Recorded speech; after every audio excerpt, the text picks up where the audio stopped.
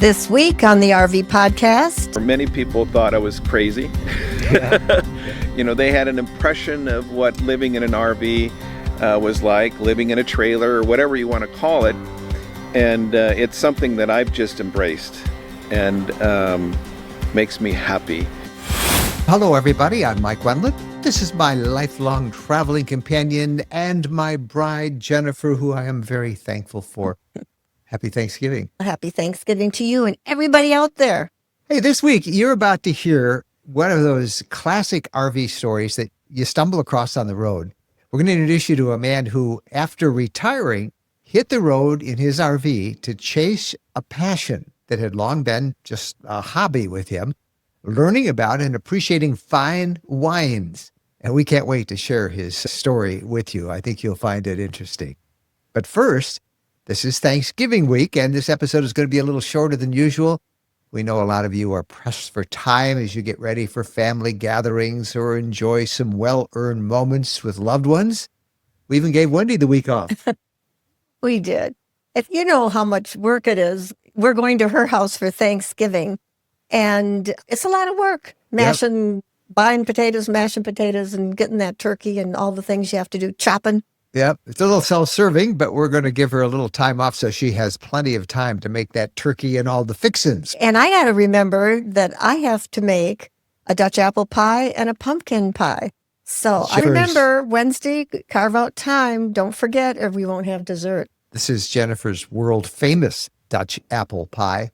And even more famous, at least to me, the pumpkin pie. I'm so glad to hear you say you're going to make the pumpkin pie. Yeah, I'm going to make both. Yep. This is another reason to be thankful for this season. Hey, we know a lot of you are juggling travel plans and grocery runs and family gatherings, just maybe grabbing every minute you can with the people who matter most. We always just love this time of year. Always have it. It's always been special for us. And one of the traditions we have is that when we gather around the table, we share what we are thankful for. That started one year when I thought we've got to just do more than just eat. And so we started off with one thing you're grateful for, and it can't be a person, can't be mom and dad. It can't be something like world peace or, Yeah, it's got to be something that happened that year that you are thankful for it. And then it soon changed to 3 because nobody could think of one. Work out whatever works for your family, and you will be amazed at what people will say, and especially the kids, and it just opens up your eyes. Maybe you've got a big family, one thing, and people have to think and be grateful. And if you're a person that sees the glass half empty or half full, and you know who you are, the half full people. And so does everybody around you. Yeah. An exercise that I heard once when we were at a workshop, and I think it's worth sharing this time of year at Thanksgiving, is spend 15 minutes a day thinking about what you're grateful for.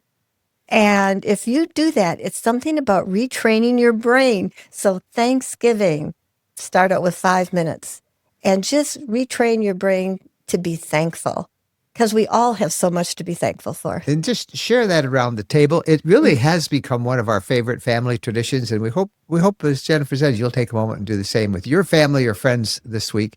Because gratitude has a way of changing everything. It sure does. Now, at the top of our list is our RV community. This has probably been the biggest blessing of our work and truly the heart of the RV lifestyle for us. And it was totally by surprise. We launched this just about a year ago. And honestly, we just wanted to set up a place where RVers could escape all the sniping and the drama and the mean-spirited stuff. If you've been on a Facebook group, you've seen it. And we just wanted to maybe see if we could start something online, but off Facebook, where maybe a few like-minded folks would join us and would be able to have meaningful conversations. And we never expected it to become what it has. And this started off as a small group, and it's turned into a thriving, close-knit family of RVers who genuinely care about one another. It's people encouraging each other, helping each other troubleshoot, cheering each other on, and forming real friendships that spill into real life. It's not just digital. We meet up 3 times a year for big rallies in person around the country. We host in-person mini meetups just about every month all across the country. And when we're not camping together, twice a week, Jenna and I do a community live stream where there's always lots of laughter and good tips and sharing. We're in the community every day, and we're talking with members and swapping stories, answering questions, and just enjoying each other's company. It feels like family because it truly has become one. So if you've been looking for a place where you belong, where people are kind, helpful, fun, and as excited about the RV lifestyle as you are, we'd love to invite you to join us. Our RV community is ad-free, drama-free, and full of good people who lift each other up. Yeah. We have a host of new features and resources we'll be adding over the next few weeks, and it is only going to get better. Check it out. That's all we ask. Go to RVCommunity.com. All the info is right there, and then click the button when you get to that site and join us. Jen and I would love to welcome you in. And now, with full hearts, full gratitude, and pie waiting to be baked, let us move on to the conversation of the week. We think you're really going to enjoy it. Our guest this week is somebody that we met during our fall RV community rally in Fredericksburg, Texas, a couple of months ago. We were at the beautiful William Chris Vineyards, where our RV community had arranged a private wine tasting. And the tasting room ambassador that day was a guy named Jon Gruenhagen. Now, as John walked us through their award-winning wines, he mentioned that he was an RVer too, and not just an RVer, but a full-timer. He told us how he lives on the road, following his passion for wine and hospitality, traveling from vineyard to vineyard across the country and learning the unique character of each grape-growing region along the way. Now, we love the wines John shared with us, but what really struck us was a story. It is such a great reminder of how the RV lifestyle can open up doors in retirement. When you're no longer tied to a 9-to-5 job, you can finally explore the things that truly interest you. You can chase new adventures, discover new talents, and create a whole new chapter for yourself. And John is a perfect example of that. We're going to introduce him to you right now. So, John, tell me about your RV lifestyle. Well, I retired at the end of 2020 and was searching for my next adventure in life.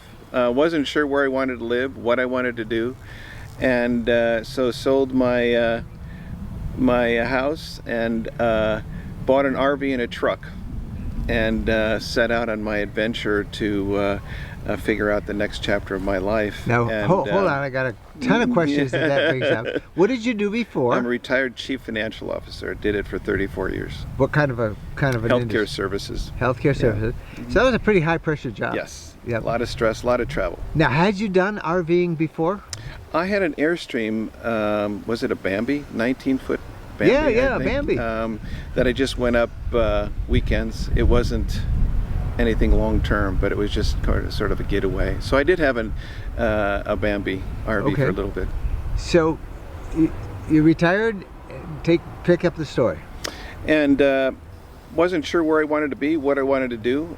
My daughter had a baby in November of 2020, and passed through Fredericksburg, Texas, and saw that lo and behold, we're in the middle of Texas wine country, and I had heard of the wine industry in Texas, but I wasn't that familiar. You're from originally? I'm originally from Minnesota, but I've lived in Colorado and Arizona before I moved here. Okay. And so I passed through Fredericksburg on my way to the birth of my grandson, and saw that they had a wine presence here, and so I kept that in the back of my mind. During my stay with my daughter and her husband while my grandson was born, I wanted to find something to do, and convinced the local Costco store to let me work in their wine department over the holidays, and enjoyed it. And at the same time, back in my memory, remembered coming through the Texas Hill Country and the presence of wine. And so I came back, started to work in the wine industry, and fell in love. I found a new passion, became a sommelier, and the journey took me from Texas originally, and then I spent a little over a year out in the Napa Valley, and then came back to the Hill Country 2.5 years ago. So it's been a wonderful experience. I found a new passion, and kind of, I guess, living what many would be considering a wonderful dream.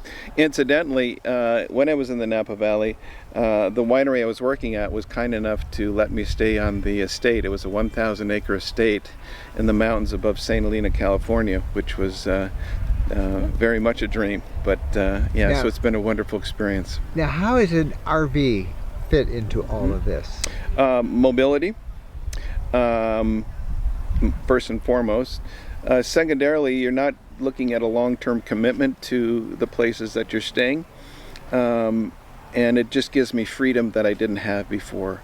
And my objective is to sort of live my life through experiences, and that happens to be in the wine industry in so far 3 different parts of the country, and it lets me, experience that without being committed to a lease or a mortgage or anything like that.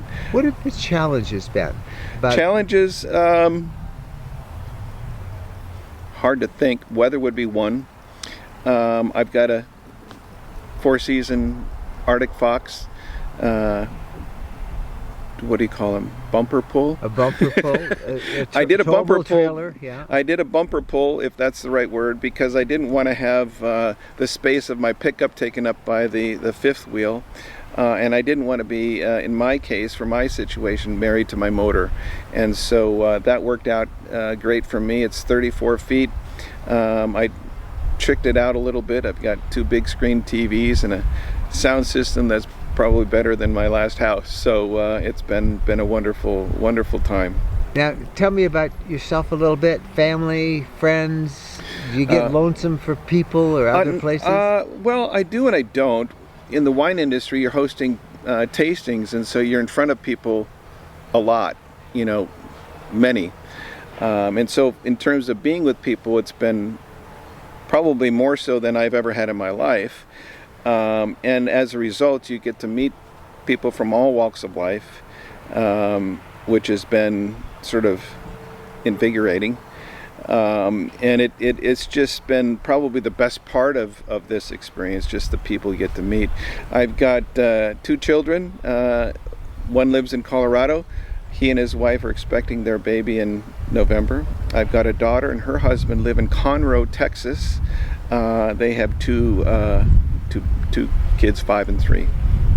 Now you're staying in a local RV park? Yes, local. I wouldn't say extended stay so much, but it's seasonal. Well, I would say seasonal. It was something that I was very particular about when I first came here. I didn't want to be in a sort of frequent transient kind of thing. I didn't want that at all, and we're in a tourist part of the country, and so I didn't want that. So it took some time to find out where I wanted to be, but that was probably the most important criteria when I decided on moving to the area. I took 2 days to research and visit places around the area. I didn't find the place that I ended up at until the end of the 2nd day, and had I not found it, I probably wouldn't have been here. And so that was very, very important for me, and that's an important factor in wherever I go, to make sure that it's a livable situation. Now, there are many people out there who are looking at retirement, what they do with the rest of their lives. You found a passion that you didn't even know you had. I had a passion for food and wine, probably, honestly, more for food than wine, but certainly wine was in there. But it became a passion, and even more so. And so I became a sommelier. I had already dabbled in cooking, not professionally, but as a hobby. And so for me, my wine experiences with food, and so pairing food and wine is just a passion of mine, and so to share that with people has been a true blessing. And especially my favorite people are people that are either not familiar with wine, or not familiar with Texas wine or Napa Valley wine, wherever I'm at, and sort of educating them at the same time as trying to make them feel welcome, and that's all part of my passion, creating that experience for people. Now, give some advice from your life on finding your passion in your retirement age. I wish I could say there's a secret. Yeah. I struggled for probably a year and a half not knowing what to do. I came from a pretty intense career, a lot of stress, a lot of travel, and I wouldn't necessarily say I've been very good at finding out what my passion in life is. So quite honestly, it sort of just happened without it really being a purposeful decision. My career is full of purposeful decisions, set calendars, a set process, a set strategy, a set career path, whatever the case might be, very much methodical. And so now this has created an environment for me where it's purposeful but not deliberate. In other words, I found the best opportunities just present themselves, whether that's a location, whether that's a situation, whether that's an experience, whether that's people, a winery, whatever the case might be. It sort of found its way to me, and I feel that that's part of my journey as well, to sort of let go and not try to control everything, because you can't control everything, and for me it sort of worked out, if that makes sense. So there are a lot of people watching this interview right now and saying, I want to do that, but I don't know what my passion is. Yeah, I can totally relate. I didn't either. So give them some advice, because I think so many people enter retirement and say, I don't want to just sit around and do nothing. No, and I'll take it a step further. I'm healthy enough, I'm flexible enough, that mobile enough that I could do these things, and we all know that that's not going to last forever, and so I'm really capitalizing on that. And you're living each day. I'm trying. Well, I would say yes, but I would say purposefully living for experiences rather than material things, whether for anything like that. It's just a different journey for me. What the secret is, I couldn't tell you, because I really struggled for, like I said, a year and a half, trying to find my identity, trying to find something, who's John now that he's not a CFO anymore. It was a real struggle. So I wish I could say I have specific advice to do this. The only advice that I would say is just kind of let your passion guide you. Maybe is the best way to do it, and don't be afraid to be uncomfortable. Don't be afraid to take risks. For me, I've moved around 3 or 4 different times, and in every case, I didn't know a single person. And so part of the experience is to develop new relationships, maintain those relationships, and that's a part of this experience that maybe isn't necessarily focused on, but for me it's the most satisfying part of what I do. Okay, tough question coming up. Who is John now, that he's not a CFO? I would have to say it is a person who has a passion for hospitality. Looking back, we used to host dinner parties, not wine tasting so much. We had wine and we had things there, but I enjoyed that, the interaction of people, finding out about people, having conversations that are more, I wouldn't say philosophical, but certainly more in depth and engaging than, what do you do? Yeah. And that's helped me in many respects.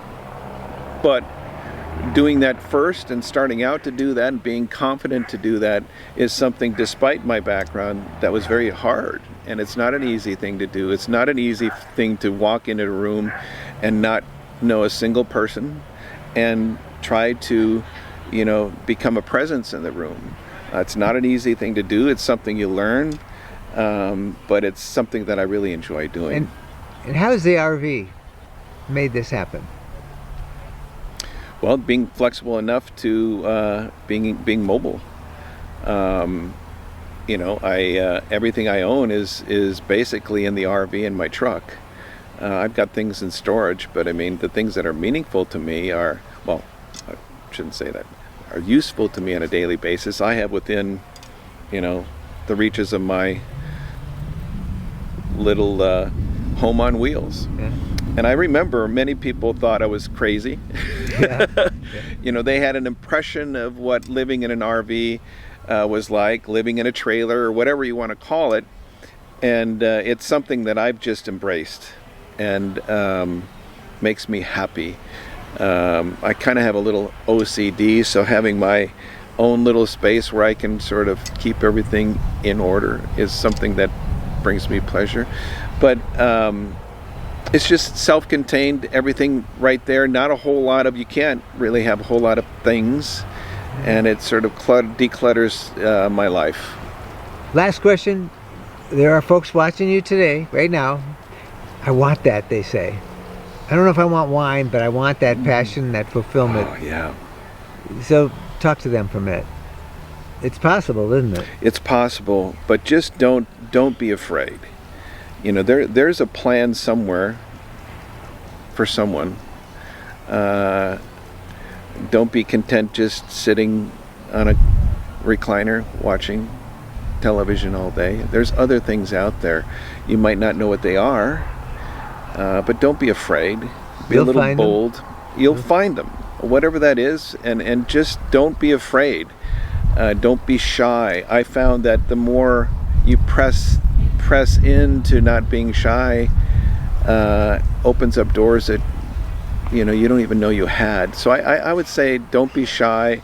Open your mind and just don't try to control everything.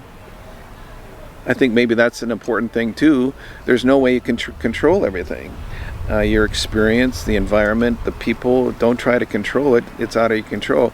You can control how you react to those situations, those people, but you can't control much else. And so release that and don't be afraid. Jon, thank you so much. Thank you. Appreciate it. It was great to meet Jon, and we bought much too much of that wine, but I'm going to bring a bottle of that wine we bought from Texas over to Wendy's with your pies, so that will be fun. All right. Are you tired of expensive campgrounds and crowded RV parks? What if I told you there's a way to discover amazing overnight stays across the U.S. and Canada for just $49 a year? RV Overnights connects you with incredible hosts at farms, wineries, breweries, and unique roadside attractions that welcome RVers with open arms. These aren't just parking spots. They're experiences. Many locations offer electric and water hookups, and you can often stay for multiple days. Picture yourself waking up in a vineyard in Napa, or parking beside a working farm in Montana, or discovering that quirky roadside museum you never knew existed.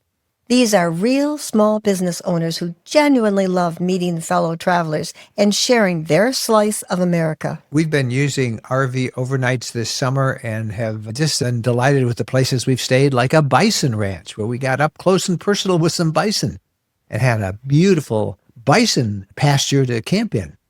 Planning your adventure with RV Overnight's incredibly easy. They have a great app and desktop, website.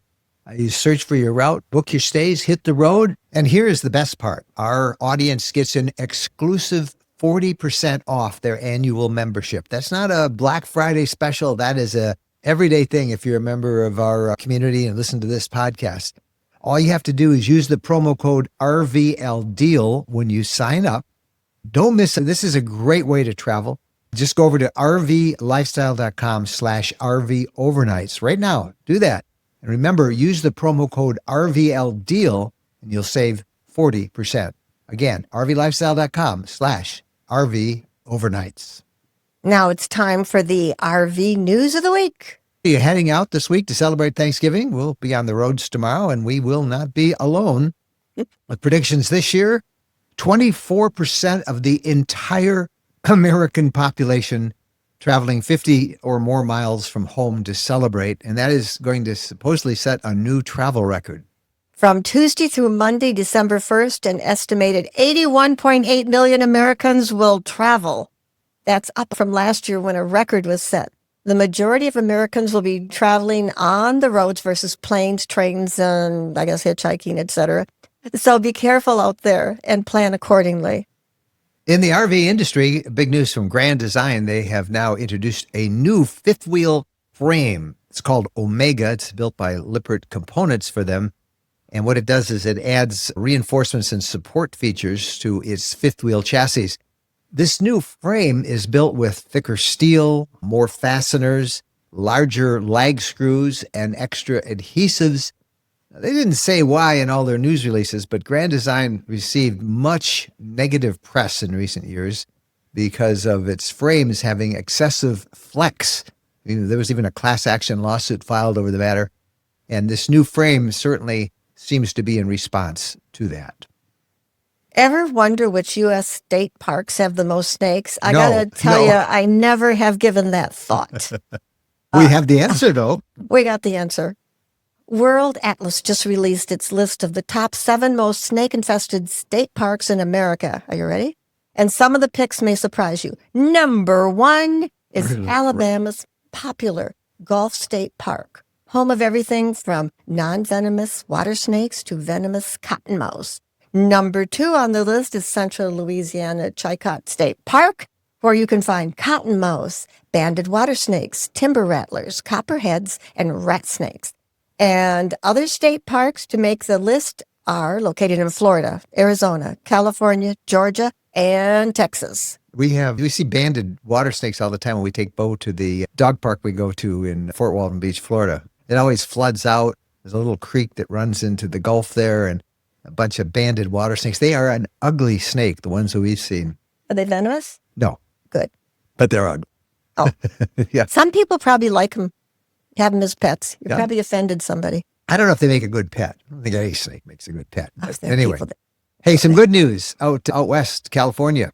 One of Lake Tahoe's most popular campgrounds is going to reopen next year. It was shut down in 2023 to replace the damaged water lines that were leaking into campsites. Not a good thing.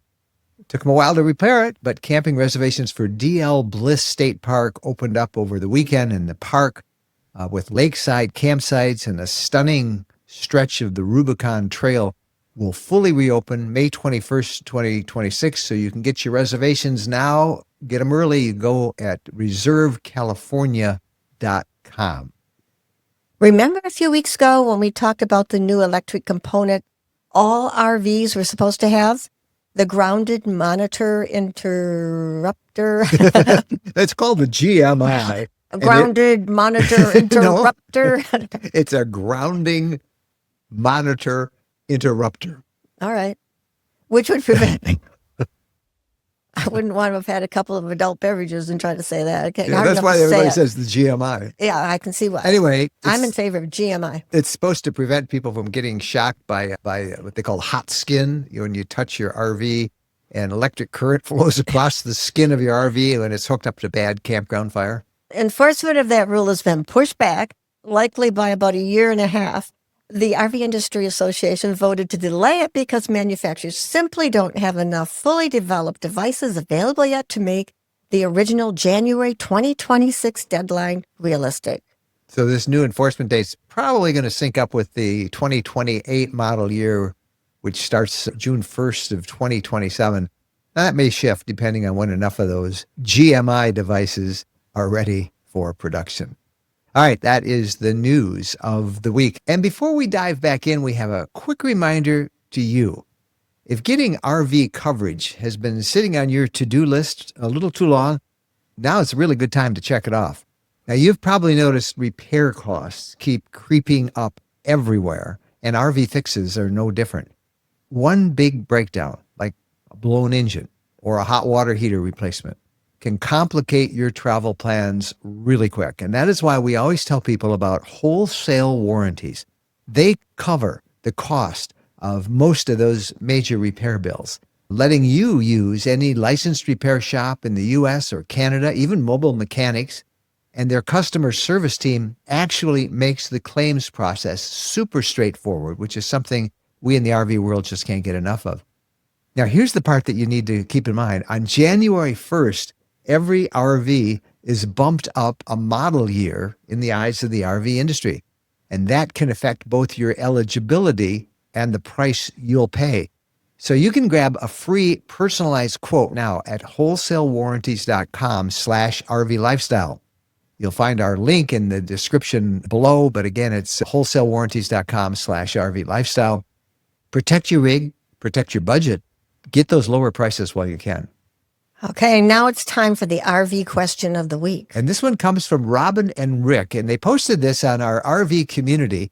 Regarding winterization, should you take the sheets, blankets, and towels out of the RV?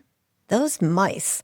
You can have the best built RV in the whole world, and I think if the door is open, one could sneak in if it was so inclined. I think they all come up, though, through usually the underside, the underbelly of the RV. There's little holes, even a little hole for a pipe. They only need a pencil size, some of them, to get in. They don't need a lot of room to get in. But my observation in life has been, if it's well built, they can't get in. And in our Class Bs, we never had a mouse. And we had Class Bs for a long time. In our Class Cs, we never had a mouse in our house. But I can say one RV that we had mice, and they would make nests. They made nests out of plastic grocery bags that I had stored. They chewed them up, and they were busy making a nest, and they were very annoying. Why would they eat plastic grocery? Why not? But you heard something about them liking cotton. And, of course, your sheets, your linens, your towels. Delicious to mice. So we get back to what do we do? How do we fight these mice? I put everything in bags. I don't want to carry all my sheets and pillows and everything into the house.